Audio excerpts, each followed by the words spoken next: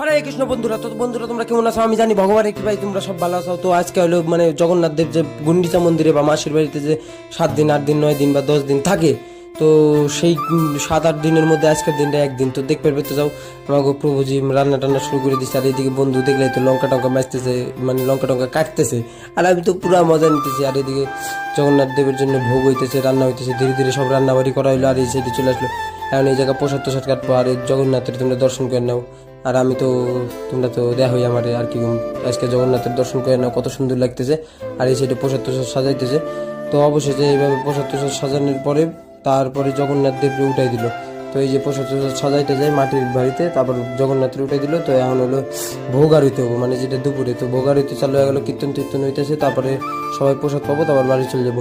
তো অবশেষে ভোগ আরতি হয়ে গেলো, আর আমি প্রসাদও পেয়ে গেলাম, বাড়ির দিকে রওনা দিলাম। তো ভিডিওটা ভালো লাগলে সাপোর্ট করো। তো টাটা, হরে কৃষ্ণ।